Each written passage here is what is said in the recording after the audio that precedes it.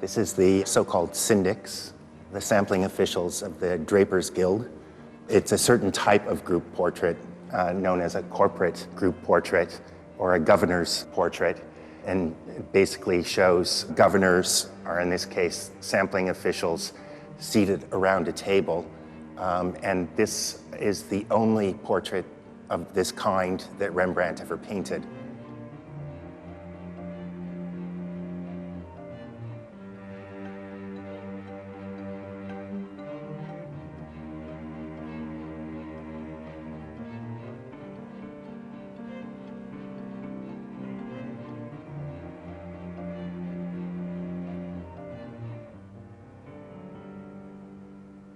When Rembrandt came to Amsterdam in the early 1630s, he became the most renowned and sought-after portraitist in the city.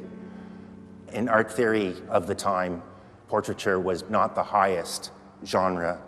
That was history painting, painting of biblical scenes, mythological scenes, and portraiture, because it was had less to do with the imagination and more to do with the imitation of nature, was set on a lower level. But portraiture paid, and we could imagine that it was with portraits that Rembrandt paid most of his bills.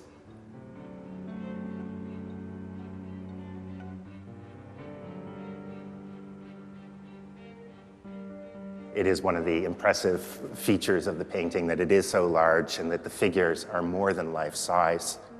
All of the sampling officials look out at us, and there were some changes made to the painting. One of the largest changes, the biggest changes, was in this figure, Volker Janszoon, who was first standing upright. Here in the painting, he's in the process of raising himself from his chair.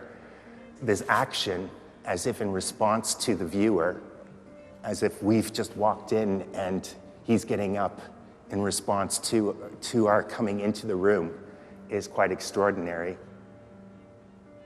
The tablecloth here is painted very thickly and coarsely, as if Rembrandt were imitating with the paint, imitating the actual structure. It also has an effect on our depth perception. A pupil of Rembrandt's, Samuel van Hoogstraat, and he later wrote a treatise on painting. One of the things he discusses is the concept of kennelijkheid, which has been translated into English as perceptibility. And he discusses how the eye perceives depth. And one of the ways it does that is by things that are closest to the surface. If they're coarsely, thickly painted, the eye picks up on that. And things that are further away from us, deeper in the painting, if those things are painted smoothly and thinly, they seem to recede.